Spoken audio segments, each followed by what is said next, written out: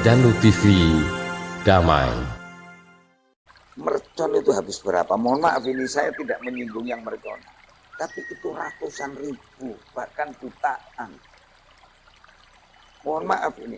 Kalau misalkan pemerintah kita mengadakan pesta kembang api, misalkan, itu berapa juta? Pada zaman baginda Nabi Muhammad Sallallahu Alaihi Wasallam, waktu pernah jauh kepada sahabat Abdullah bin Umar. Islam itu mengajarkan kepada kita tentang muhasabah. Wal tanzur nafsum ma qaddamat lighad. Itu kita disuruh melihat apa-apa yang dahulu pernah kita lakukan. Inilah kuncinya introspeksi diri atau muhasabah. Sholat tetap nomor satu. Nah, selanjutnya nanti setelah sholat itu apa gitu ya. Sehingga nanti kita bisa memetik, wah ini nomor satu sholat dibenahi, insya Allah pasti itu ya. Maulaya salli wa sallim daiman abadan ala habibika khairil khalqi kullihim. Maulaya salli wa sallim daiman abadan ala.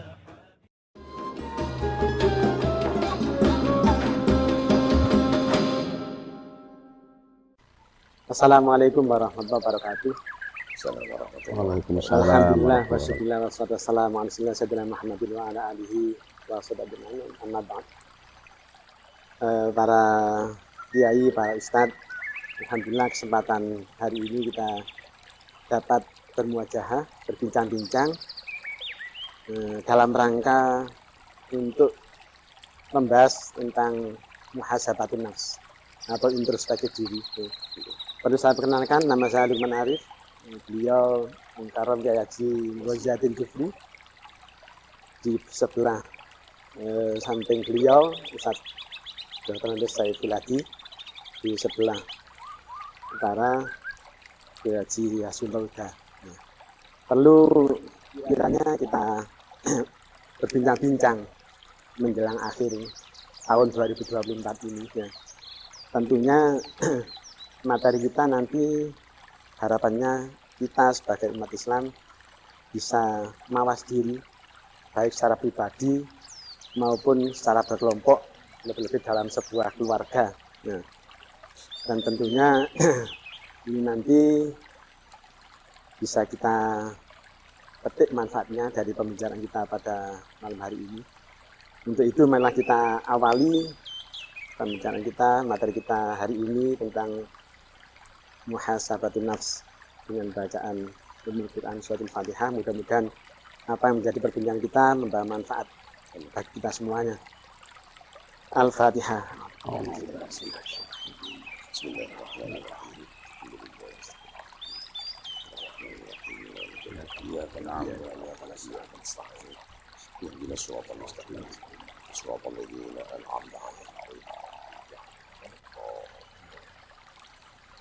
Alhamdulillah, para kiai, para ustaz, perlu kita bicarakan bersama bahwasanya kita tahu bahwasanya muhasabah bagi kita semuanya tidak harus di akhir tahun ya, karena kita semuanya akan lebih bisa membawa kualitas diri itu ketika kesehatan kita. Nah, kesehatan kita ini muhasabah tentang apa yang kita kerjakan pada kesehatan kita, namun materi kita pada hari ini lebih luas lagi ya. Untuk itu kami mohon nanti penjelasan yang lebih gamblang dari para pemateri pada beliau-beliau bertiga ini.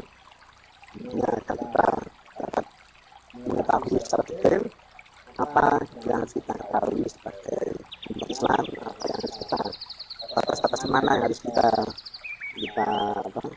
kita sampaikan kepada keluarga kita, pada sahabat-sahabat kita semuanya. Untuk itu mohon Kiai diawali untuk apa sih yang sebenarnya muhasabah nafs itu atau introspeksi diri. Baik, terima kasih para kiai juga kepada pemandu acara tentunya para pemirsa Nahdiyin, Nahdiyat yang dimuliakan oleh Allah Subhanahu wa taala. Kita sebagai umat Islam bangsa Indonesia ini mempunyai kesempatan karena kita mempunyai 2 kalender sebagai orang muslim menggunakan Hijriyah, tentu diawali dengan bulan Muharram. Namun sebagai bangsa Indonesia yang kebetulan kalender secara resmi, secara umum ini menggunakan miladiyah atau masihiyah, otomatis kita mempunyai 2 kesempatan untuk bersama-sama mengadakan muhasabatun nafs atau introspeksi diri. Baik, sebenarnya kita sebagai manusia itu pada zaman baginda Nabi Muhammad SAW pernah jauh kepada sahabat Abdullah bin Umar. Jadi beliau jauh, kun fid dunya ka'annaka gharibun aw 'abiru sabil. Jadilah kamu di dunia ini sebagai orang asing. Artinya orang asing ini jauh dari keluarga, jauh dari negaranya. Yang kedua, atau abiru sabil, sebagai penyeberang jalan. Artinya kita di dunia ini tidak lama sebenarnya, digambarkan sebagai orang asing yang akan kembali ke tanah airnya, atau sebagai penyeberang jalan. Dari ungkapan ini, sahabat Abdullah bin Umar itu menangkap satu sinyal, sehingga beliau menyampaikan, idza asbahta fala tantadiril masa. Kalau kamu berada di waktu pagi dan kamu punya aktivitas apa yang bisa kamu kerjakan, kerjakan. Jangan menunggu waktu sore. Wa idza amsaita fala tantadir sobah. Kalau kamu berada di waktu sore, jangan menunggu waktu pagi. Artinya apa yang bisa dilakukan di waktu sore itu ya dilakukan, jangan sampai menunggu besok waktunya. Karena tentu akan datang aktivitas atau tugas-tugas yang silih berganti. Artinya di dalam mensikapi kita ini, katakanlah diberikan kesempatan hidup oleh Allah Subhanahu wa taala selama 1 tahun ini, tentu kita berupaya untuk merekam apa yang telah kita lakukan selama 1 tahun, yang baik kita lanjutkan, bahkan kita tingkatkan. Tentunya yang jelek atau yang kurang baik kita berusaha untuk menghilangkan atau meminimalisir lah, dalam rangka agar kita semakin hari semakin baik. Begitu gambarannya. Ya, artinya kita tidak boleh menunda-nunda, menunda waktu. Ketika sore menunggu pagi atau sebaliknya, gitu ya. Ya, untuk saya pun monggo barangkali ada sesuatu prinsip-prinsip yang harus kita lakukan dalam berintrospeksi diri. Monggo saya pun. Ya. Terima kasih Ustadz Lukman terkait dengan masalah muhasabah. Insya Allah di dalam Al-Quran surat Al-Hasyr ayat 18 telah disebutkan, A'udzu billahi minasyaitonir rajim. Bismillahirrahmanirrahim. Ya ayyuhalladzina amanu taqullaha wal tanzur nafsum ma qaddamat lighad wattaqullaha innallaha khabirum bima ta'malun. Yang artinya kurang lebih demikian, wahai orang-orang yang beriman, bertakwalah kepada Allah, dan hendaklah masing-masing jiwa itu melihat apa yang dahulu pernah dilakukan. Wattaqullah, dan bertakwalah kepada Allah. Innallaha khabirum bima ta'malun. Sesungguhnya Allah maha teliti terhadap apa yang kalian kerjakan. Dari ayat tersebut bisa kita ambil kesimpulan bahwa Islam itu mengajarkan kepada kita tentang muhasabah. Wal tanzur nafsum ma qaddamat lighad. Itu kita disuruh melihat apa-apa yang dahulu pernah kita lakukan. Inilah kuncinya introspeksi diri atau muhasabah, bahwa apa-apa yang telah kita lakukan itu hendaklah kita perhatikan. Jangan sampai begitu saja lewat. Sebab apa? Apalagi ini kita momennya sudah berada di penghujung tahun ya, yaitu sudah mau tahun 2025. Hendaklah selama 1 tahun ini kita perhatikan, khususnya kalau terkait dengan masalah syariat, sejauh mana amal ibadah kita yang telah kita lakukan. Apakah amal ibadah kita yang kita lakukan itu sudah maksimal, atau bahkan sebaliknya banyak maksiat-maksiat yang kita lakukan. Nah, dari sini kita bisa introspeksi diri supaya nanti di tahun berikutnya kita berhati-hati. Jikalau tadi disampaikan oleh Al-Mukarram Kiai Haji Waji, itu kalau kita sudah melakukan kebaikan, hendaklah kita tingkatkan kembali, begitu nggih, Mbak Yai? Betul, ya, betul. Kita tingkatkan kembali supaya kita itu menjadi manusia yang berkualitas. Nah, kalau kita pernah melakukan kemaksiatan, wajar, itu manusia. Tapi bukan berarti kita terus-menerus manusiawi, tapi bukan berarti terus-menerus. Dari situ kita introspeksi, bisa kita minimalisir, dan kalau bisa ya kita hindari seperti itu. Nah, karena juga ada orang yang bilang bahwa di tahun baru itu tambah tahun tapi berkurang. Ini kan seakan-akan aneh. Sesuatu yang tambah itu mestinya akan tambah, tapi ini berkurang.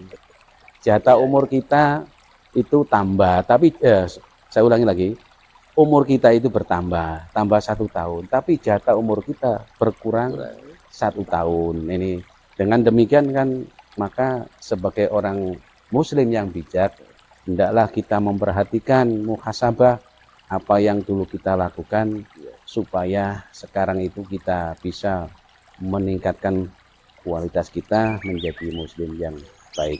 Sementara itu Ustaz Lukman, terima kasih. Iya, tentunya setiap orang akan berbeda-beda menyikapi bagaimana cara muhasabah. Nah, tentunya bagaimana Pak Kiai Hasbullah, trik-triknya. Nah, trik untuk muhasabah ini. Ahli trik ini. Iya, ini trik-triknya bagaimana ini? Terima kasih kesempatannya. Ma'asyiral hadirin, pemirsa Eldalu TV, dakwah menyejukkan dan inspiratif. Kita ini sebagai manusia, sebagaimana yang disampaikan oleh para pemateri tadi, harus selalu berhitung diri, introspeksi diri. Kalau kita tidak berintrospeksi diri, tidak menghitung diri apa yang sudah kita lakukan, barangkali akan kebablasan.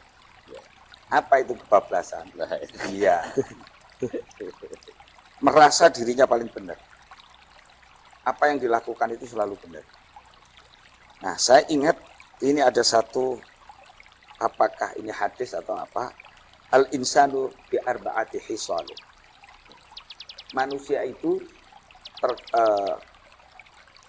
terdiri dari 4 atau berangkat dari 4 hal. Ya. Al-insanu ya'ti bila syai'. Manusia itu terlahir, datang ke muka bumi ini gak diawop. Ya. Kemudian berikutnya, manusia itu kemudian memburu sesuatu. Yang ketiga, setelah itu meninggalkan sesuatu. Ya. Terus gak bawa apa-apa sudah. Setelah itu yang ketiga, kemudian orang itu pergi tanpa sesuatu. Tetapi hal-hal yang semacam itu summa yuhasabu ala kulli syai'. Yang perlu kita ingat ini yang paling bawah. yang terakhir, bahwa kita ini segala sesuatu itu nanti akan dihitung oleh Allah Subhanahu wa taala melalui malaikat-malaikatnya. Karena apapun juga kita tidak akan bisa terlepas dari segala sesuatu yang telah kita perbuat. Bahkan hadis kalau tidak salah ya, kullukum ra'in wa kullu mas'ulun an ra'iyati. Setiap dari diri kita ini adalah pemimpin. Pemimpin atas apa yang kita perbuat. Dan yang kita perbuat itu harus dipertanggungjawabkan. Nah, triknya bagaimana? Nah, trik ini, lek ngetrik ayo gampang gitu ya. Bos. Apalagi sekarang usum ngetrik gitu. Nah, omong-omongan gini aja bisa ditrek kok sama temennya gitu. Nah, ini banyak sekali. Bahkan kalau memungkinkan itu hukum itu bisa diakali. Tapi kita sebagai manusia tidak ngetrik lagi, tetapi kembali lagi kepada bagaimana asalnya diri kita. Kita tidak membawa sesuatu, kemudian mencari sesuatu, kemudian meninggalkan sesuatu, pergi tanpa sesuatu, dan semuanya itu nanti akan dihitung, akan dipertanggungjawabkan, dipertanggungjawabkan di hadapan Allah Subhanahu wa taala. Sehingga mau tidak mau kita ya harus triknya bagaimana mengikuti para guru-guru kita, ulama-ulama kita yang sudah memberikan bimbingan, nasihat, ilmu kepada kita. Terutama yang tidak lepas dari syariat Rasulullah Muhammad SAW. Barangkali itu ya. Iya, kadang-kadang memang kita ini sebagai manusia lupa bahwasanya kita bertanggung jawab pada diri sendiri. Iya.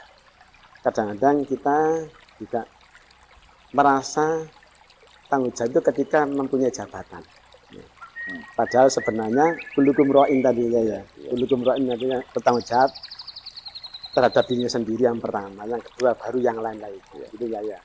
Nah, ketika kita sebagai hamba Allah, ya, ini tentunya kalau kita sudah katakanlah hampir 1 tahun kemarin, kalau dihitung secara tahun hijriah mungkin setengah tahun yang lalu ya, ini kan menjadi tolak ukur bagi kita sampai di mana apa yang kita lakukan sudah adakah untuk bekal kita nantinya. Kalau tadi disampaikan ke Yasunto, hadir di dunia tidak membawa apa-apa, mencari juga nanti akhirnya juga pulangnya tidak ada apa-apa. Berarti intinya nanti kita ini harus mencari sangu, ya, mencari sangu. Nah, sangu yang terbaik untuk kita. Nah, ini napa Kiai yang terbaiknya Yang terbaik ya. Baik, pertama kita masih ingat daunnya Sayyidina Umar, hasibu anfusakum qabla an tuhasabu.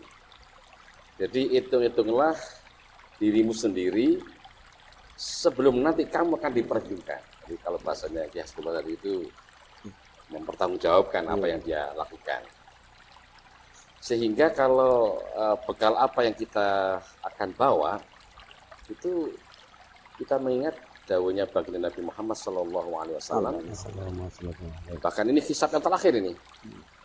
Awwalu ma yuhasabu bil abdu as-shalah. Jadi pertama kali seorang hamba ini dihisab adalah sholatnya. Kalau sholatnya ini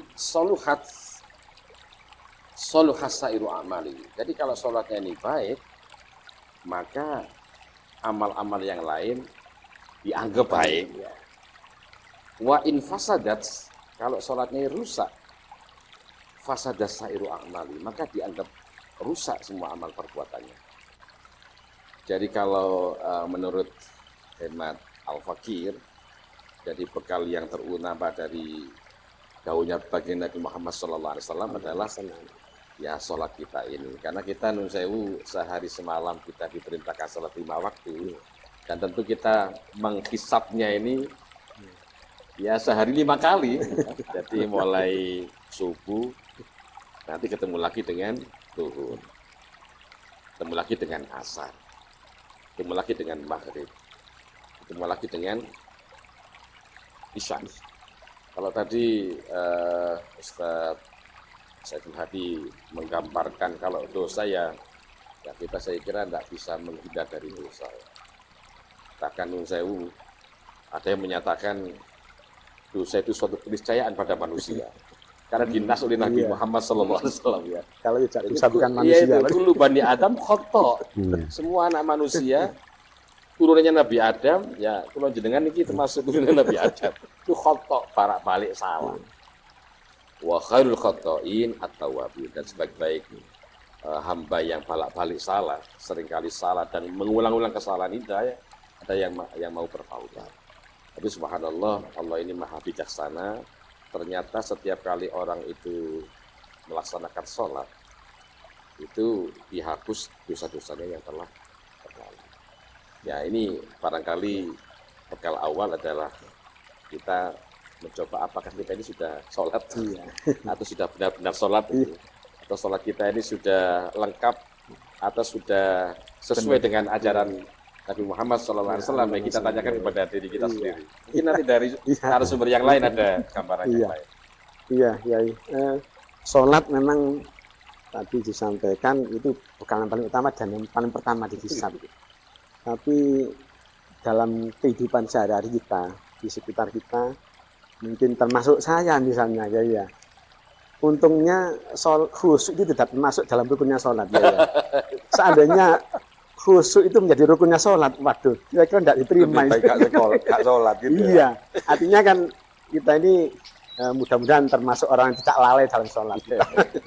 Ya, itu yang pertama, Ustaz Saiful. Barangkali yang berikutnya Ustaz Saiful, karena kan ada sebuah, kalau saya pernah dengar, amal ibadah yang diterima yang pasti itu kan membaca sholawat, ya. Dengan dalih apapun pasti diterima. Ya. Barangkali bagaimana penjelasan nih Ustaz Saiful? Sholat tetap nomor 1. Nah, selanjutnya nanti setelah sholat itu apa? Gitu ya. Sehingga nanti kita bisa memetik, wah ini nomor 1 sholat dibenahi. Insya Allah pasti itu ya. Yang kedua apa? Karena kita ini banyak lalai sholatnya, mungkin sebagian dari sahabat-sahabat kita termasuk saya terutama. Nah ini untuk menempel itu bisa saya menempel. Sholatnya gak patek bisa diarep-arep. Nah keduanya ini apa ini? Ada alternatif lainnya. Anak sing liyane. Monggo saya Bu. Terima kasih Ustaz Lukman. Sangat menarik sekali perbincangan malam ini. Jadi muhasabah nanti mengerujutnya ke sholat. Gara-gara yang ditanyakan bekal. Ya. Jadi yang disampaikan oleh Kiai Haji Wajiatin Jupri bahwa memang merujuk ke hadis tadi itu bekalnya nanti yang pertama kali dihisab adalah sholat. Karena ibaratnya kalau orang memilih buah satu keranjang, kalau satu dipilih manis, tidak mungkin orang itu akan mencicipi satu keranjang. Ngoten nggih? Nah berarti ya itulah gambarannya sholat. Sholat api, wape ya katut kabeh. Makanya ada apa itu di surat Al-Ankabut kalau nggak salah. Wa aqimis shalah innas sholata tanha 'anil fahsya'i wal munkar. Nah, ini yang seringkali orang bertanya, "Wih sholat kok sik ngono ae?" Kan ngoten nggih. Nah, terus ini berarti kalau sholat itu di situ dampaknya akan tanha 'anil fahsya'i wal munkar, bisa mencegah perbuatan keji dan mungkar. Ini adalah buah dari orang yang sholatnya baik. Termasuk tadi yang disampaikan oleh Ustaz Lukman, khusyuk, wangel khusyuk. Sampai Kanjeng Nabi memberikan hadiah surban ya. Ada sahabat, kalau nggak salah ini aneh banget ya. Saking angel, tapi ya namanya kita itu jadi umatnya Kanjeng Nabi, kita tetap berusaha. Yuk apa caranya khusyuk? Paling tidak sholat itu kalau persepsi saya ya Pak Yai itu angan-angan sak maknane supaya kita itu bisa khusyuk. Dan kadang-kadang yang lucu itu nyari barang nggak ketemu waktu sholat. Nah itu saking hebatnya sholat. Jadi kalau ada orang kehilangan barang ya sholat aja gitu ya. Jadi Kalau misalnya tadi sholat itu memang paling utama dan ada tadi itu sebuah hadis saya lupa nasnya, cuman ibaratnya itu kalau orang sholat itu berada di sebuah rumah depannya ada sungai, kita setiap hari mandi 5 kali. kita 5 kali ya punya kotoran akan bersih badan kita. Bagaimana tadi yang disampaikan oleh Kiai Haji, yaitu akan menghapus dosa-dosa kita. Jadi kalau kita mengatakan sholat itu nanti dampaknya, kalau orang sudah melakukan sholat sudah baik, tentunya ada dampak kemanusiaan. Dampak kemanusiaannya, contohnya kalau orang jamaah itu kemanusiaannya kan kita sudah kebersamaan ada. Dari kebersamaan muncul tolong menolong. Dari tolong menolong itu nanti ada istilahnya sodako muncul, kan seperti itu. Ada yang mampu memberikan pertolongan kepada yang tidak mampu. Itu nanti adalah dampak dari orang yang sholat tidak baik. Itu kalau menurut saya seperti itu. Jadi jangan sampai kita menggambarkan sholat khusyuk tapi kenyataannya dalam kehidupan sehari-hari tidak tampak. Nah ini berarti yang dipertanyakan sholatnya kayak opo kan ngoten nggih. Nah, tapi kalau orang yang benar-benar sholatnya itu sesuai dengan harapan, nanti akan dengan sendirinya tanha anil fahsya'i wal munkar. Dan disitulah nanti ada kebaikan-kebaikan yang lain yang bisa untuk menambah bobot kita dalam beribadah kepada Allah. Karena kita kan ada dua tugas ya. Sebagai yang pertama menyembah kepada Allah, yang kedua sebagai khalifah fil ardh. Kan ngoten nggih.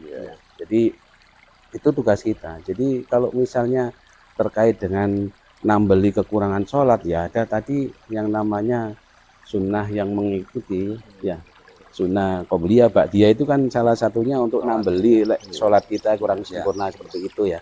Tapi lebih dari itu nanti juga ada yang lain, karena dampak dari sholat yang bagus nanti akan menyebar ke masyarakat, unsur sosialnya akan muncul. Saya kira sementara seperti itu, Ustaz Lukman. Terima kasih. Jadi kalau kita lihat dari pembicaraan kita tadi, sebenarnya muhasabah pertama adalah sholat kita, gitu ya. Karena pribadi nantinya berdampak nantinya kepada perbuatan kita di masyarakat. Secara umumnya begitu. Artinya muhasabah kita diawali dengan muhasabah sholat kita bagaimana, kemudian kalau itu nanti berdampak akhirnya kepada keluarga kita, kepada masyarakat kita, yang kemudian nanti baru kita muhasabah secara umum. Ya, artinya bagaimana cara kita nanti menghadapi pergantian tahun, bagaimana cara kita nanti menyikapi pergantian tahun, apa yang harus kita lakukan. Itu Pak Yai Hasbullah ya.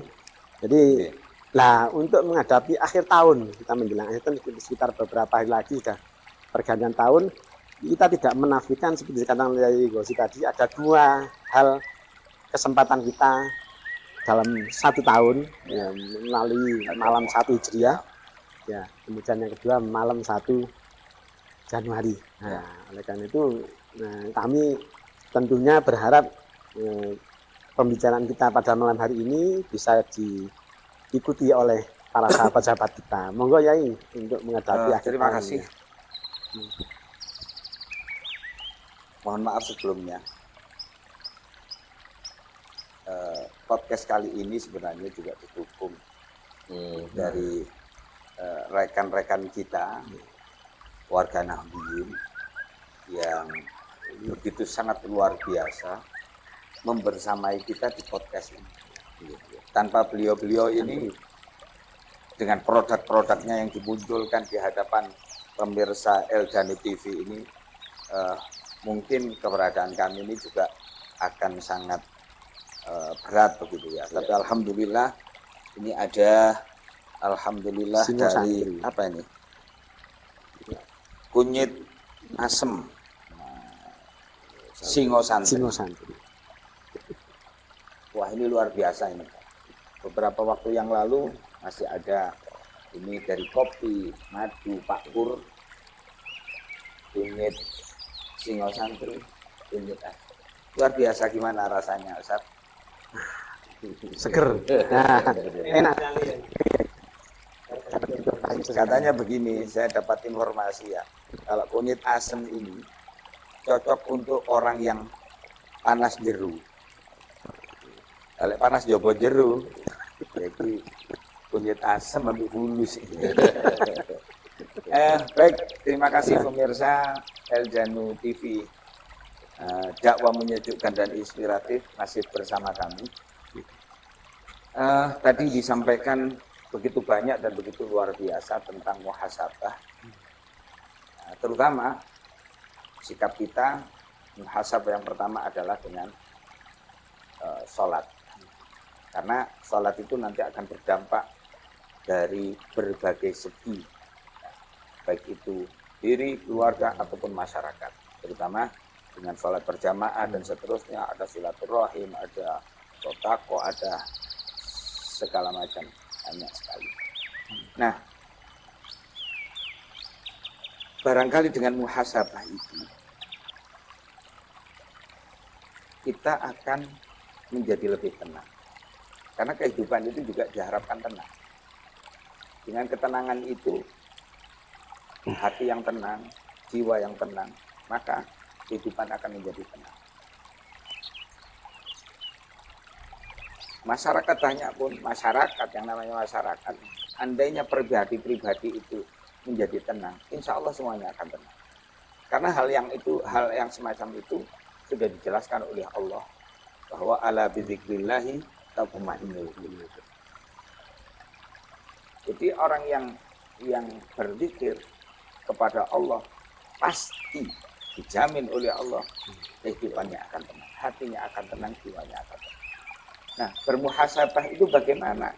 Yang hitung-hitung, terutama barangkali mohon maaf ini kalau saya ini juga kembali lagi triknya bagaimana, caranya bagaimana.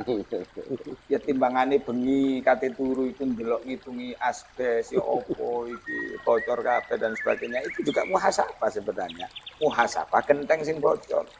Nah, kalau muhasabah jiwanya yang bocor bagaimana? Apa sehari ini yang saya lakukan? Apa keseharian ini mulai pagi ke subuh sampai menjelang tidur ini yang sudah saya lakukan? Sudah menolong seseorang, sudah berkomunikasi dengan seseorang, sudah menyambung silaturahimnya atau belum dan sebagainya. Nah, kemudian sebagaimana yang disampaikan Kiai Gauzi tadi, ada 2 tahun sekarang ini, 1 Hijriah, 1 Masihiyah. Nah, barangkali di Indonesia ini diberikan kemudahan, diberikan kesempatan oleh Allah setahun 2 kali untuk bermuhasabah. Bagaimana bermuhasabah agar kita ini tidak ikut-ikutan dengan berbagai macam euforia yang mubazir barangkali begitu ya. Nah, meskipun akhir-akhir ini sudah banyak dari saudara-saudara kita, teman-teman kita yang mengadakan zikir bersama, itu barangkali sangat luar biasa. Zikir bersama-sama, ingat dosa-dosa kita, berdoa kepada Allah Subhanahu wa Ta'ala, baik itu secara terutama bersama-sama. Lek ndonga dhewe sat nun sewu. Awake dhewe ndonga lho gak koberlek nangis. Gak koper ya. Gak koberlek nangis. Tapi coba kalau bersama-sama. Meskipun awalnya gak kepingin nangis, delok koncone nangis lho melok nangis. Ikut kepingin. Barangkali begitu kalau menurut saya. Kenapa kita tidak membuat majelis-majelis sekian banyak, majelis di sini, majelis ini, untuk berzikir kepada Allah, bermuhasabah. Meskipun nanti ada yang memimpin atau bagaimana. Tetapi dari situlah, 1, kita bisa berkumpul bersama. Yang kedua, bisa berdoa bersama-sama. Yang ketiga, dari berdoa, dari zikir, kita bisa bermuhasabah, iling lek wis nangis iki. Oh isuk mang aku apa begitu. Nah, kemudian dari situ setelah berzikir bersama-sama, jalan-jalan yang macet akhirnya berkurang. Kalau ini sama-sama disadari semuanya. Jadi warga Nahdliyin, pemirsa Eldanu TV ini harusnya, mohon maaf ini, kami mengajak bersama-sama, monggo hal yang semacam, datangilah majelis-majelis. masjid-masjid jami, masjid-masjid besar itu dikumpulkan, baik itu di tahun Hijriah ataupun tahun Masihiyah. Jadi malam tahun Iya. menjelang tahun baru. Kenapa kok tidak begitu? Kalau misalkan begitu, satu, mengurangi dampak-dampak negatif yang ada di masyarakat. Misalkan Sumosari diadakan sekian banyak majelis, otomatis yang turun ke jalan kan juga berkurang. Ya. Jadi dampak negatifnya itu berkurang. Barangkali itu misal kalau dari saya ini omong-omongan ya, jagongan ya. Iya. Saya boleh Oke, monggo ya dari ditambahkan. menarik yang Oke. disampaikan oleh Ki Hasbullah, kita ini berhubungan dengan bagaimana kita mensikapi tahun baru itu dengan cara berpikir. Bagus itu. Artinya di malam tahun baru itu justru kita tidak meniru kelompok-kelompok tertentu yang euforia mengatakan apa istilahnya menghambur-hamburkan harta dan sebagainya, tapi justru bersama-sama keluarga kita, bersama-sama jamaah kita di satu tempat yang bersama-sama lalu berpikir pada Allah, luar biasa. Diharapkan itu kita keluar dari tahun yang lalu itu menjadi manusia yang interdependen.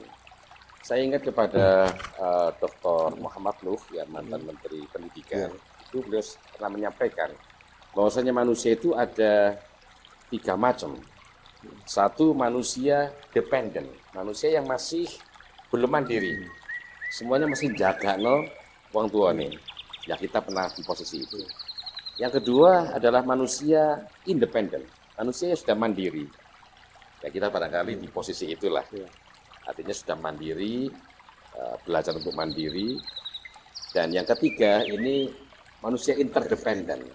Jadi manusia samping dia sudah mandiri, bisa memberikan manfaat kepada orang lain. Itu ingat sabda Nabi, khairun nas anfa'uhum linnas. Seapi-api menungso, yaitu menungso sing paling manfaat, bisa memberi manfaat kepada orang lain. Siapapun kita, apapun profesi kita, kita bisa memberikan manfaat kepada diri kita sendiri, keluarga kita, dan masyarakat kita. Semoga.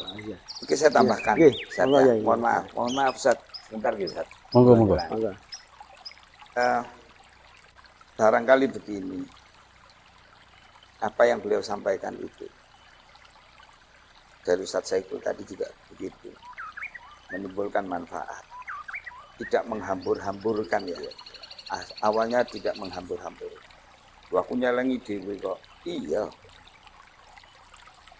Tetapi kemudian dibuang begitu saja. Innal mubadzirina kanu ikhwana syayatin. Merton. Duit iya. Mercon itu habis berapa? Mohon maaf ini saya tidak menyinggung yang mercon. Tapi itu ratusan ribu, bahkan jutaan. Mohon maaf ini. Kalau misalkan pemerintah kita mengadakan pesta kembang api, misalkan, itu berapa juta sekali satu malam itu. Untuk euforia saja. Nah sementara sekian juta ini, bagiin mereka. Fakir miskin. Laisal mu'min. Bahkan Rasulullah SAW mengancam itu. Tidaklah dikatakan seorang yang mukmin apabila dirinya kenyang, wajaruhu jai'un. Sementara para tetangganya itu masih dalam keadaan lapar. Ya. Sementara ini pesta pora dan lain sebagainya. Ya. Terima kasih. Demikian para pemirsa Eljami TV ya, perbincangan kita pada hari ini ya.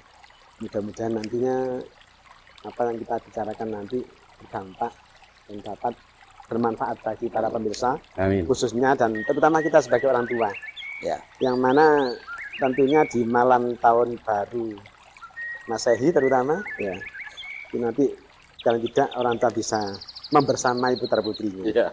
Membersamai putra putrinya bagaimana agar tidak larut Siapa dalam sendiri, euforia yang kebanyakan orang berada di luar sana tanpa kontrol dari orang tua. Jadi kuncinya nanti kita sebagai orang tua membersamai putra putrinya, walaupun berkumpul di rumah dengan banyak-banyak selawat sedikit, kemudian bakar-bakar jagung, tidak masalah. Ya, Aman. ya, insya Allah aman. Karena euforia itu biasanya sampai pagi hari dan sampai jam 2, jam 3. Dan subuhnya pasti hilang. Ya. Untuk itu tentunya pesan kami pada para orang tua, ya tadi membersamai putra-putri, kita semuanya berada di rumah. Ya. Kalau toh berada di tempat lain, yang mudah-mudahan di tempat-tempat yang bermanfaat, masjid, musola atau ke tempat-tempat dzikir yang lainnya, sehingga nantinya kita terselamatkan dari segala sesuatu yang madorot di luar sana. Kiranya itu para pemirsa Eldano TV, demikian kita pada hari ini, mudah bermanfaat. Ya, akhir kalam dan ditutup. Para ustadz, para kiai, terima kasih atas kesempatannya untuk membersamai kita dalam podcast ini ya. Terima kasih. Bila taufiq wal hidayah. Wassalamualaikum warahmatullahi wabarakatuh. Assalamualaikum. Waalaikumsalam.